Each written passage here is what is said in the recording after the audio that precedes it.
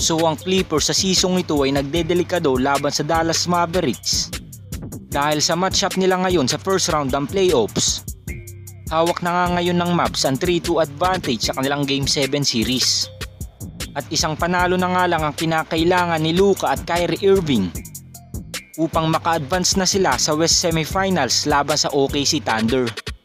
Well, kung malalaglag ang Clippers ngayon sa first round ng playoffs, posibleng iwanan na ni Paul George si Kawhi na kakapirma lamang ng panibagong kontrata sa Clippers.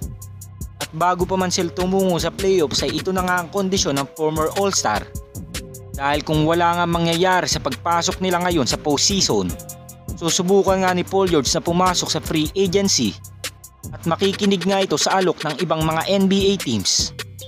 At sa ngayon nga ay kung iiwanan niya ang Clippers next season, nakapila na nga kay Paul George ang Orlando Magic, Indiana Pacers at iba pang mga team sa Eastern Conference. So pwedeng nga makipag-unahan ang Golden State Warriors sa off-season kay Paul George. Dahil nitong pumutok nga ang balita na gustong makuha ng Warriors sa trade ang 4-time MVP na si LeBron James. Nagplano rin ang Warriors front office na kunin si Paul George sa Clippers. Ngunit alam naman nating hindi papayag ang kanika nilang mga teams. Kaya naman nabaliwala na lamang ang galaw ng Warriors sa trade deadline.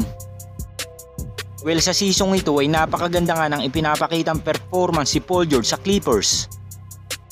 Dahil nakakapag-average pa nga rin siya kahit kasama niya si James Harden at Russell Westbrook ng 22.6 points, 5.2 rebounds at 3.5 assists per game.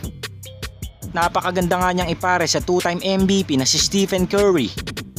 Dahil napaka-consistent pa nga rin ng kanyang performance. Talagang hindi nga siya malilito sa sistema ni Steve Kerr sa Warriors.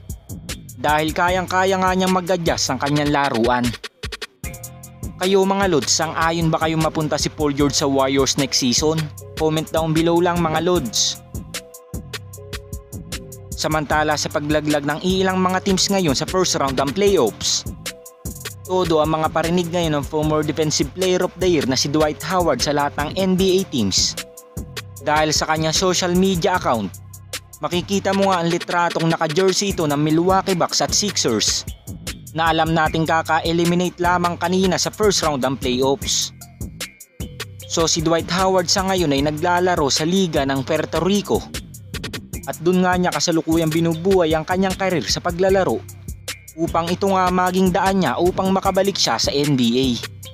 At minsan na nga rin siya nabibigyan ng pagkakataon ng lahat ng NBA teams at kasama na nga dito ang Golden State Warriors kung saan mapapabilang nga siya sa ensayo ng team na ito. Subalit hindi nga lang siya pinalad na makuha ng Warriors dahil mas priority nga nila ang small ball lineup.